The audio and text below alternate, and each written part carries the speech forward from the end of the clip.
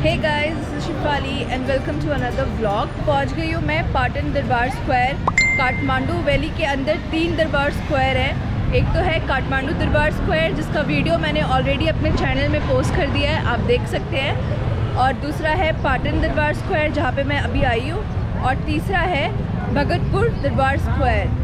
तो ये तीनों हम लोग घूमने के लिए आए हुए हैं। आज देखते हैं कितना आज कवर कर सकते हैं। और ये दरबार स्क्वायर भी बिल्कुल काठमांडू दरबार स्क्वायर की तरह ही लग रहा है हमें। तो यहाँ पे विज़िट करने के लिए भी एंट्रेंस टिकट है और पर पर्सन इंडियन को हमें पे करना है 250 नेपाली रुपीज़। और ये भी वर्ल्ड हेरिटेज साइट है। तो अगर ऐसी जगह आप लोग भी आते हैं तो मैं आपको रिकमेंड करूँगी कि आप एक टूर गाइड लेकर के घूमें, ताकि आपको उस जगह के बारे में अच्छे से पूरी इन्फॉर्मेशन हो, या तो आप पहले से ही उस जगह के बारे में सब कुछ पढ़ कर के आएँ।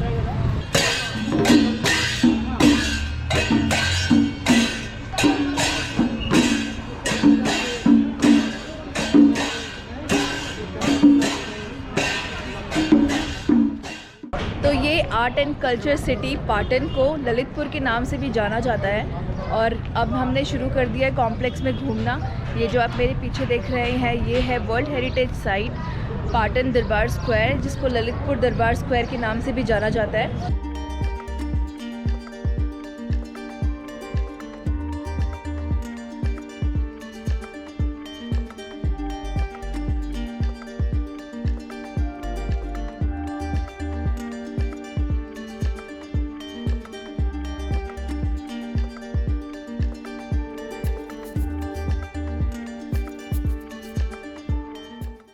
तो यहाँ पे भी गाइस सेम बेल है जो कल हमने काठमांडू दरबार स्क्वायर में देखी थी, बट काठमांडू दरबार स्क्वायर की बेल सबसे बड़ी बेल है, ये थोड़ी छोटी है उसकी कंपैरिजन। तो नेपाल में 1934 और 2015 में बहुत ही मेजर 2 अर्थक्वेक आए थे। उसकी वजह से काफ़ी ज़्यादा नुकसान हुआ है इस कॉम्प्लेक्स को। आप देख सकते हैं कंस्ट्रक्शन का वर्क यहाँ पे भी चालू है। तो बहुत सारी बिल्डिंग है जो पुरानी हेरिटेज हैं, वो काफ़ी सारी डिस्ट्रॉय हो चुकी है उस अर्थक्वेक के बाद। सेम कल भी मैंने वही देखा था काठमांडू दरबार स्क्वायर में, वहाँ पे भी रिपेयरिंग का काम चल रहा था अभी, और यहाँ पे भी रिपेयरिंग का काम चल रहा है अभी। आप समझ सकते हैं कि कितना ज़्यादा डिस्ट्रॉय हुआ होगा, क्योंकि 2015 से लेकर के अभी 2022 तक काम चल ही रहा है, अभी तक पूरा कंस्ट्रक्शन ओवर नहीं हुआ है।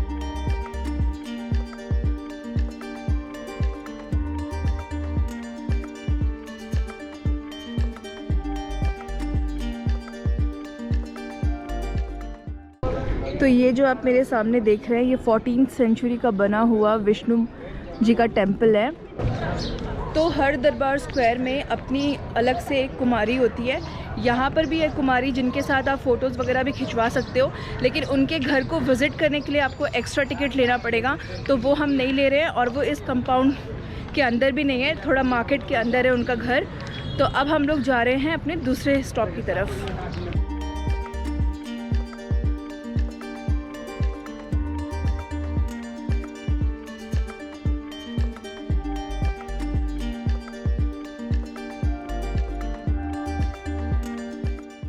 तो पहुंच गए हम लोग भक्तापुर, और यहाँ पे अब हम लोग जा रहे हैं भक्तापुर दरबार स्क्वायर। और तीनों दरबार स्क्वायर में कुछ चीज़ें बहुत सिमिलर है, जैसे कि रेड स्टोन वाले ही घर है पूरे। तो इस तरीके से हर जगह सेम ही आर्किटेक्चर दिख रहा है। तो यहाँ पे भी हमें टिकट लेना है और पर पर्सन यहाँ पे 500 है। अभी तक के हमने जितने भी दरबार स्क्वायर विज़िट करे हैं उसमें से सबसे ज़्यादा एक्सपेंसिव यही है।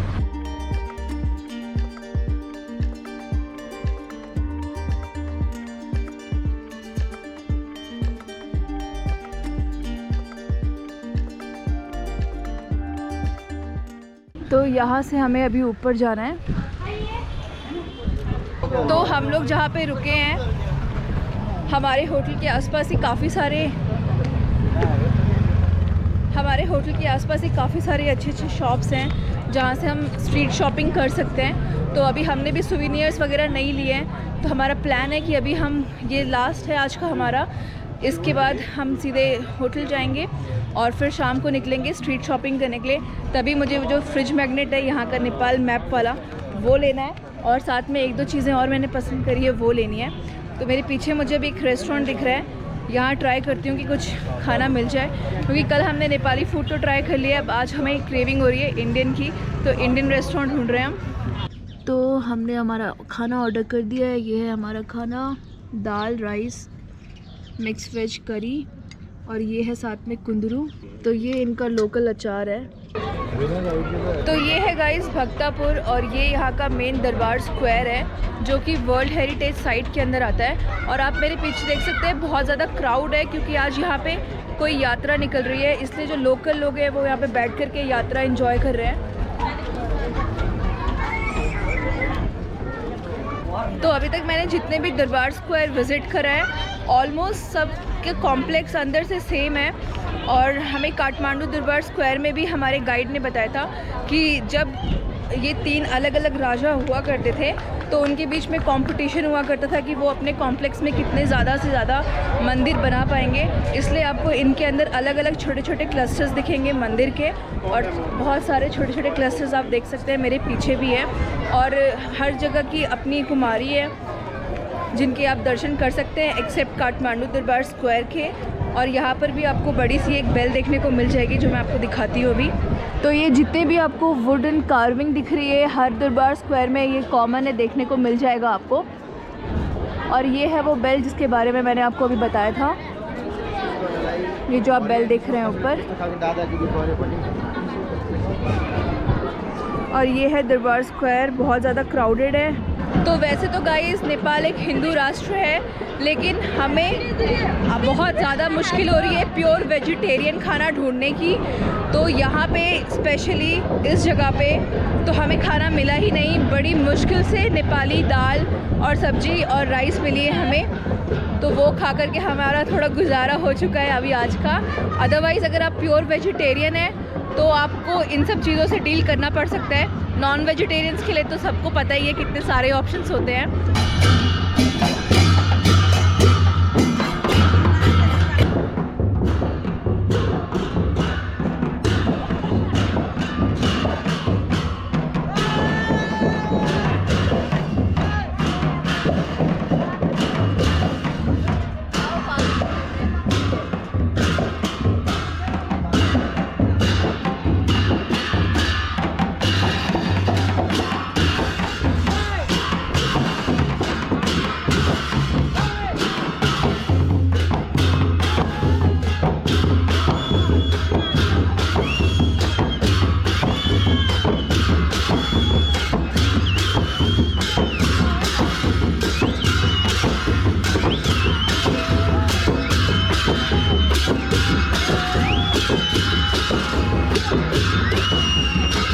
तो यहाँ पे मिल रहा है जूजू दही, इसलिए इतनी भीड़ है यहाँ पे। कितना किंग कर्ड, लगता है ये यहाँ की कुछ स्पेशलिटी है। तो मैंने अब ऑर्डर करा है किंग कर्ड। यहाँ पे कुछ स्पेशल मिलता है, ये इस तरीके से कुल्हड़ में दिया है इन्होंने। तो यहाँ गाइस चाय को बोलते हैं चिया और कॉफ़ी को बोलते हैं कफ़ी।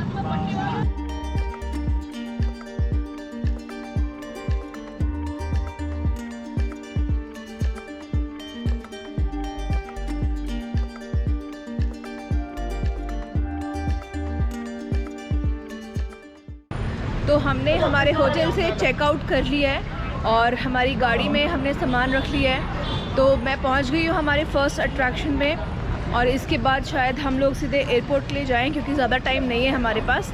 4:50 की हमारी फ़्लाइट है, 11 बज रहे हैं अभी सुबह के। तो हम पहुँच गए हैं बौद्धा। मैं आपको यहाँ का फ़र्स्ट लुक दिखाती हूँ।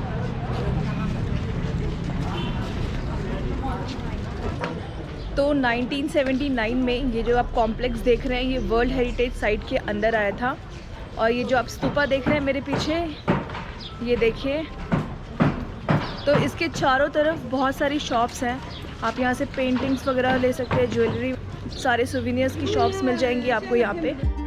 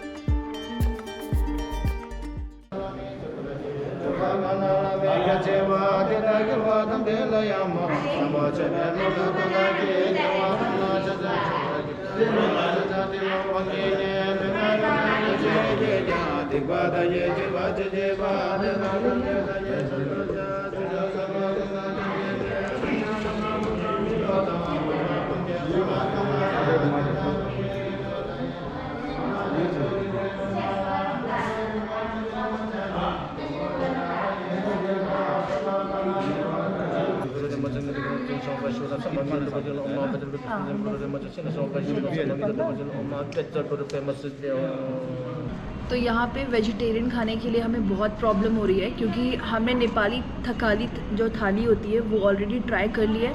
हमें पर्सनली उतना अच्छा नहीं लगा, तो अगर आप लोग आते तो आप लोग ट्राई कर सकते हैं और उसके ऑप्शंस आपको मिल जाएंगे। लेकिन हमने वेजिटेरियन खाना खाना था और इंडियन खाना खाना था, इसलिए अभी हम लोग एक होटल में आए हैं, मुदित होटल करके इसका नाम है। और यहाँ पे अब हम बैठे फाइनली हेड शेफ़ से बात करने के बाद वो extra out of the way जा कर के हमारे लिए कुछ प्रिपेयर कर रहे हैं, येलो दाल और रोटी। ये प्रॉब्लम मैं सिर्फ आपको बता रही हूँ वेजिटेरियन, जो सिर्फ प्योर इंडियन वेजिटेरियन खाना खाते हैं उसके लिए। अदरवाइज़ यहाँ पे आपको ऑप्शंस वेजिटेरियन मिल जाएंगे, जैसे वेजिटेरियन मोमोज़ हैं, वेजिटेरियन चाउमीन है, वेजिटेरियन लाफिंग है। आप ये सारा लोकल फूड यहाँ पे ट्राई कर सकते हैं, बट अगर आप इंडियन ढूंढ रहे हैं तो उसकी प्रॉब्लम होगी यहाँ पे। तो इन्होंने हमारे लिए ये स्पेशल प्रिपेयर किया है और यहाँ पे इन्होंने हमारे लिए फ़्रेश रोटियाँ भी बनाई हैं, तवा रोटी। तो ये है पनीर की सब्ज़ी, ये है येलो दाल, साथ में घी, फिर ये कर्ड, फिर ये साग, फिर ये आलू, चटनी, अचार, सैलेड, राइस। तो अब टाइम आ गया है एयरपोर्ट जाने का। यहाँ पे लंच करके हमें मज़ा आ गया। फ्रेश खाना इन्होंने हमारे लिए स्पेशली प्रिपेयर किया था और जैसा कि आपने देखा पूरी थाली सब कुछ खाया हमने, कुछ भी नहीं छोड़ा, कुछ भी वेस्ट नहीं करा। इतने प्यार से बनाया था इन्होंने। और अब हमारी कैब भी आ गई है, तो चलते अब सीधे airport.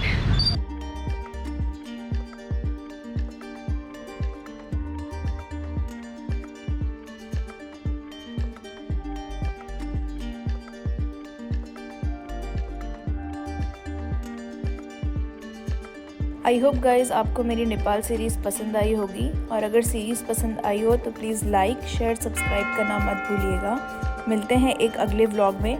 Till then bye bye.